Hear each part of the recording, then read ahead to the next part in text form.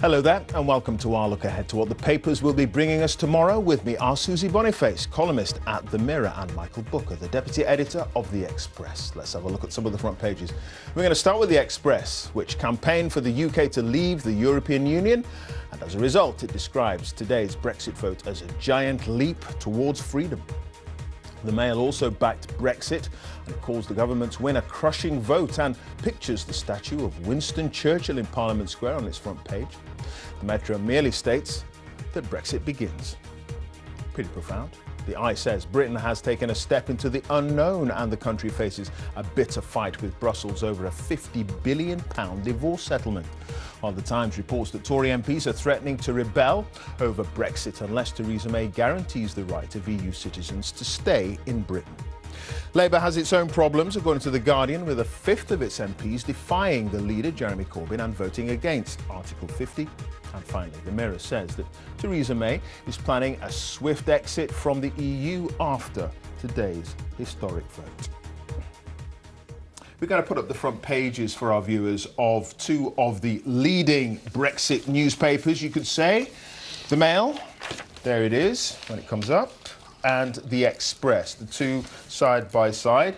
There you go. The Mail, we're off. Lift off. We have lift off. Crushing vote to trigger Brexit. And The Express, now we're on our way out of the EU. Michael Booker from The Express. We did it first. You, to be fair to us. It was you that won it. 2010 we started that crusade. 2010? 2010, 350,000 to 400,000 readers of the Daily Express. We know our readers. That's why we do this. Yeah. Sent in coupons to the paper. We delivered them to Downing Street. We wanted a referendum. Well, they wanted a referendum, to the readers. Yeah. And it came to this point. And they'll be very pleased, I believe, tomorrow morning picking up the paper. They'll be very, very pleased. Susie, there are lots of people who won't be pleased. Yeah, but regardless of which way you voted in the referendum, we're all Brexiting now. It's going to happen. Talking about We're all Democrats now. Talking about Brexiters and Ramonas is continuing the division we've had up to now. So it's fruitless and it shouldn't be done. Yeah. But what's interesting, really, with all due respect, is that the hyperbole that the newspapers have going, this is an amazing victory, and well, the Article 50 case is dreadful, and it's people overturning all the rest of it. No, this isn't. This is merely not even the start of something. This is a vote to agree that Theresa May can ask for the permission to trigger a process that might or might not end with the, this kind of headline you could have had on but these headlines, referendum. Well, I agree. I think our readers, the readers of The Express and The Mail know that it's going to take a bit of work. I think everyone thinks it's a done deal. Oh no, I don't think. This is only I think they like to see that there is some movement finally happening. When this takes a year or another year or another year, the next because step, then the hyperbole has built people up, and then if it doesn't happen, they don't become Isn't that what angry. newspapers do? But isn't that what tabloid newspapers do? Where's my gavel? Well, where's my gavel? This is not. Can I just interject a concept here, please? Isn't the point of today's vote that we are leaving the European Union? No. Up to this point, no. We could turn back. Okay. Well, no, but Theresa May still has to go to the European Council. She's got to officially say we're leaving. But this gives her the right to do that. The point of today, it gives her the right to trigger.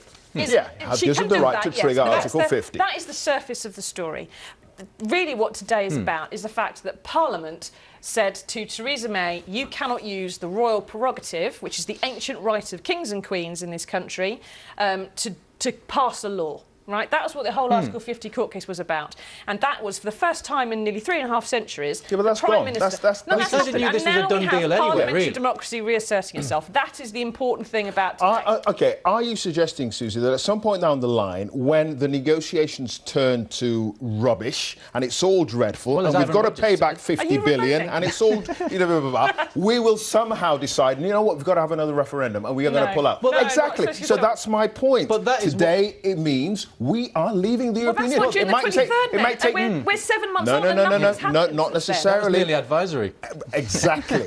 There were all those caveats. Those caveats have gone. We are now leaving. That is why this is such an important day. What has not been approved is the method by which we leave and the deal. deal. And that is going to be the biggest. This is the biggest parliamentary hurdle on the way. It's not. There are parliamentary hurdles next week even about leaving. Well, we heard the likes of treaty. Anna Soubry, who's a Remainer from the Tories, talking about the need of a meaningful vote at the end of the entire process. So we know there is going to be a lot more hurdles. But I think for the readers of these two newspapers, I think it's legitimate to have these sort of headlines. Even the Eye, if we go to that, if we bring that up, the Eye newspaper, even them at the very top of their paper there says, we're off. But you could have said Britain that on takes step June into 24th. Well, I think we did, though. Yes, couldn't. Yes, you could. You can definitely. You can definitely say it now. Anyway, all right. Okay. So the point you're making, Susie, is that, as the Eye says, this is a step into the unknown. It's a step. It's when if you get divorced, this is the time that you actually. Someone has said to you, "Yes, I think you should go and see a lawyer." That's also, it's to be not fair, actually. That's also a headline from a paper that doesn't quite know what its readers feel about it. So unlike the Express, well, exactly, which knows its readers. Well, we do. Well, and the Daily Mail. You're the man. You're the man. The Daily Mail, which also knows its readers, and that Winston Churchill should be pictured, Big Ben, all the rest of it. He is a symbol of Britannic majesty and so on. But he loved the European Union, exactly. So it really. Mr. Dacre, what's going on there? That's don't you start on him as well. Yeah, everyone's trying to get rid of him, aren't they? All right. Okay, yeah, I know. Okay, let's go to the Times then, because this is interesting, and we are going to reflect perhaps on Labour's problems. But the Conservatives, fabulous day, it would seem, for the majority of those MPs, Mick. But May faces Tory revolt after MPs back Brexit. What are they after? What are some in the back? They're wanting reassurance that the 3.3 million EU citizens living in Britain will be allowed to stay in Britain. They want that already. But Theresa May, she's holding them kind of as a bargaining chip against all the Brits who are out living in the EU. So at the moment, we've got that. These Tory MPs, which I think they are going to throw things into the spokes all the way along, as Anna Soubry said, and I'll go back to that. She said, do you want a meaningful vote? And you can see that people like her, Nicky Morgan, they are going to keep on coming out with these things. And I think as we go forward, yes, we are on the way. There is going to be some problems, and this is going to be a key one. Have there been any Tory amendments tabled? I don't think they have they? I don't think so. No, OK. So this is going to be pressure behind the scenes, is it? Well, it seems to be, but well, we don't know yet. Well, it's going to come out. I think it's going to be coming out into. Well, it's already had it in the two-day debate, haven't we? We've already had these people saying, "Look, we're not happy with this. We are wanting a proper vote on this, i.e., referendum." Well, the Tories have been massively split ideologically over Europe for 30, 40 years, and they are still split in exactly the same ways. It's just that now the boot has slightly shifted to the other foot, and it's the backbenchers as were, and now the frontbenchers. So that's why you still get this problem. Whether we have these two parties at the end of this process, the Tory and the Labour Party, in any recognisable form, remains to be seen. Because the Tories, they're tearing themselves apart. Labour, even more so. I think, when it comes to sort of parties tearing themselves apart, perhaps Labour, Susie, is in a real bind here. A fifth of Labour MPs, front page of The Guardian if we bring that up, a fifth of Labour MPs defy Jeremy Corbyn, a man who's defied his own leaders hundreds of times when it comes to three-line whips. This tide of Labour rebellion wasn't enough and was never going to be enough, but it's a massive headache for Mr Corbyn. Of course it is. He's got to have yet another reshuffle. I'm not even sure he finished the last one yet, so that'll be interesting. But Labour's got a huge problem because it's traditionally been a sort of a coalition of different bits of society, if you like. It's had the working class, poorer paid people, the proper, Labour, old Labour as it would be known, and then you'd have the new Labour side of things, slightly more middle class, slightly more well-heeled, perhaps more public sector workers. And now they are finding that those two halves of the Labour Party probably voted mostly in different ways in the referendum. You're probably finding now that those two areas are under attack either by the Tories or by UKIP.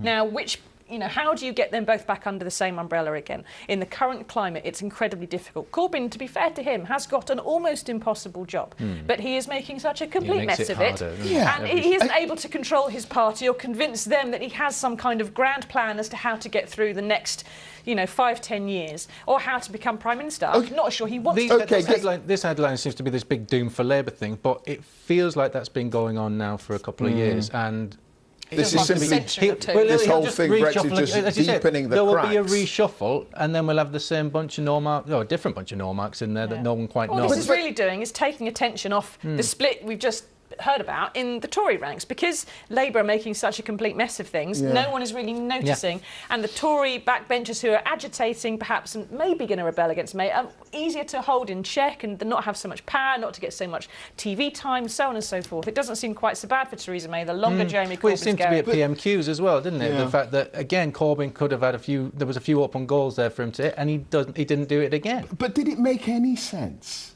to not allow given everything you've described brilliantly about the sort of, the big tent, Labour sort of, having all these different sections of society and different points of view, trying to sort of keep all that together, did it make sense to come down on one particular side in this and not allow MPs a free vote? No, it was stupid. Corbyn should be saying, we are a big tent, we have Remainers and Leavers within us, but Remain or Leave, we want the best for Britain, we want the single market, or we want the customs union, or something like that. Well, he's a Brexiter, though, isn't he? That's the trouble. He's got his own internal dichotomy. Labour has got this huge dichotomy, the country has a dichotomy, and what you really need in any opposition party at this stage is just a clear message. And I genuinely think, whether Labour had come out for or against Remain or Leave, it would have done much better than it currently is. Very interesting, Diane Abbott. You'd have a proper opposition in a sense. Very interesting, Diane Abbott, whose constituency I think was very much Remain. Funnily enough, she was ill. She didn't make the vote tonight. So, well, get well soon, Diane. Indeed, Diane, get well soon. Front page of The Guardian. Now, we're moving away from Brexit to... Some are suggesting potentially World War to another unholy mess. Well, it's not much of a world war because they're not even starting it yet. OK, Trump puts Tehran on notice after missile test. Do you suggest some skullduggery here? It's not skullduggery, it's just ineptitude, I think. What's buffoonery, happened is... Buffoonery. Trump has famously said that Obama's nuclear deal with Tehran and releasing sanctions in order for them to ease back on the whole nuclear proliferation issue was a ridiculous idea and it should be thrown out. He's done that, or said he's going to do that. Now, what's happened now is that his security advisor, Michael Flynn, has said that Iran has been acting up. It's been doing various bits of insurgency and tactics, and it's done things that America doesn't like, boarding frigates and so on and so forth. And so we're going to tell you off, basically. He's put them on notice, gave no details about how this was going to happen. It's basically an empty threat.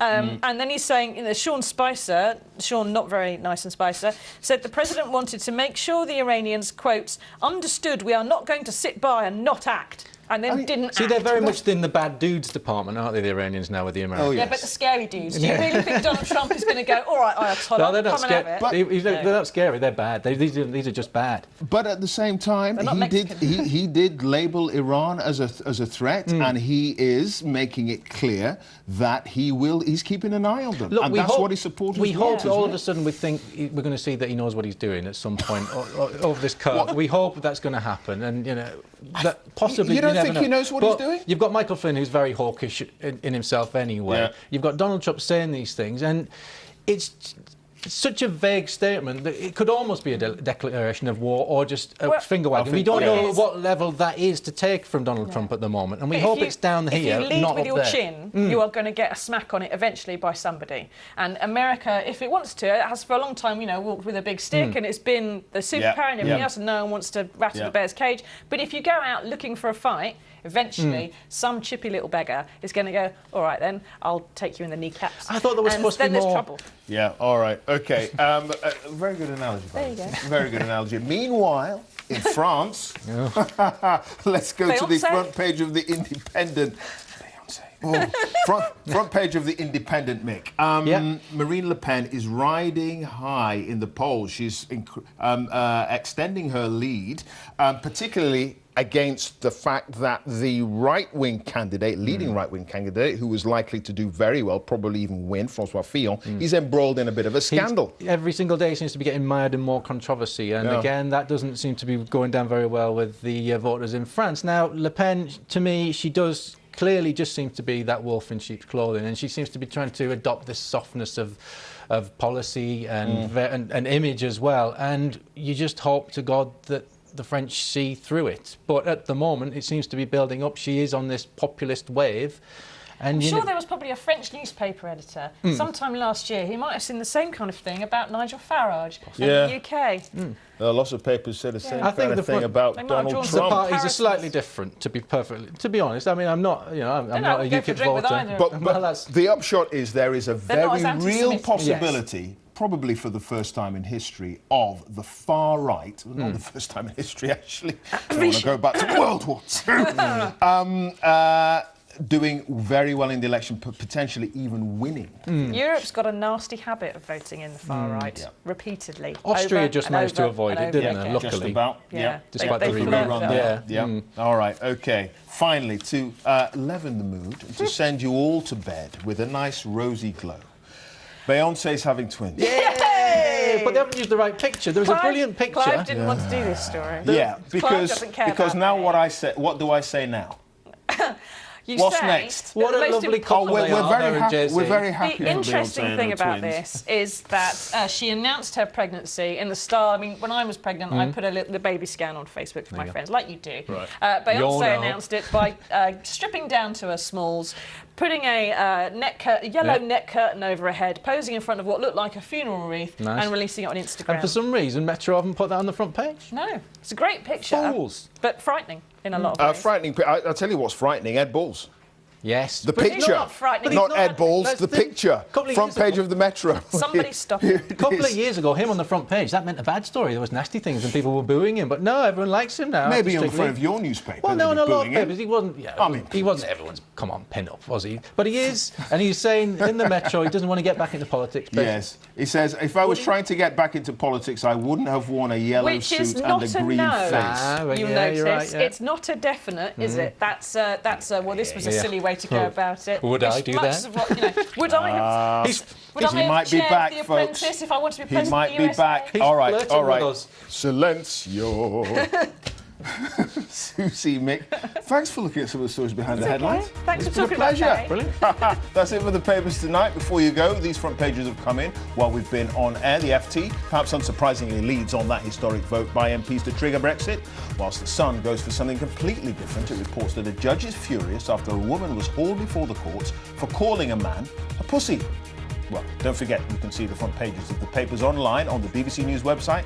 It's all there for you 7 days a week at bbc.co.uk/papers. And if you missed the programme any evening, you can watch it endlessly on iPlayer.